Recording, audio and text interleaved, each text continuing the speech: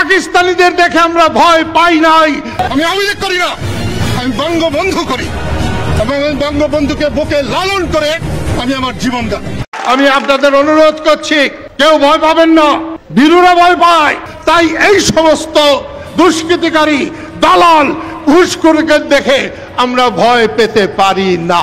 বঙ্গবীর কাদের সিদ্দিকী 1971 সালে স্বাধীনতা যুদ্ধে যার অবদান ছিল অন্যতম। 5ই আগস্ট গণ অভ্যুত্থানে শেখ মুজিব কন্যা হাসিনা সরকারের পতনের আন্দোলনে অংশগ্রহণ করলেও বঙ্গবন্ধুকে তিনি মনে প্রাণে ভালোবাসেন। তিনি মনে করেন বঙ্গবন্ধু শুধু আওয়ামী লীগের নয়, বঙ্গবন্ধু সমগ্র বাঙালি জাতির, বঙ্গবন্ধু সারা বাংলাদেশের। সেই সাথে জয় বাংলা স্লোগান নিষেধাজ্ঞাতে যে ষড়যন্ত্র চলছে সেই ষড়যন্ত্রকে রুখে দিতে কঠিন হুঁশিয়ারি দিয়েছেন। জয় বাংলা স্লোগান কার? এই স্লোগান স্বাধীনতার স্লোগান, এই স্লোগান মুক্তিযুদ্ধের স্লোগান, এই স্লোগান বাংলাদেশের স্লোগান। আমি অভিযোগ করি না, আমি বঙ্গবন্ধু করি এবং বঙ্গবন্ধুকে বুকে লালন করে আমি আমার জীবন দেব।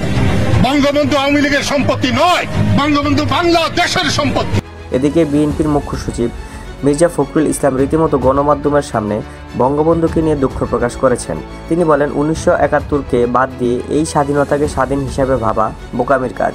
তিনি শেখ মুজিবুর রহমানকে নিয়ে বলেন, শেখ মুজিব না থাকলে দেশ কখনোই স্বাধীন হতো না।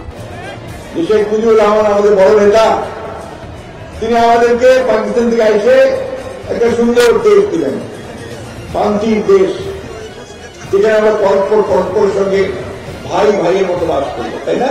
তো বন্ধুরা, আপনাদের কাছে কি মনে হয় অন্তর্বর্তীকালীন সরকারের প্রধান উপদেষ্টা ডক্টর মোহাম্মদ ইউনূস জয় বাংলা স্লোগান নিষেধ করা এবং বঙ্গবন্ধুকে নিয়ে রিসেট বাটন পুশ করা কি ঠিক হয়েছে? অবশ্যই কমেন্ট করে জানিয়ে যাবেন।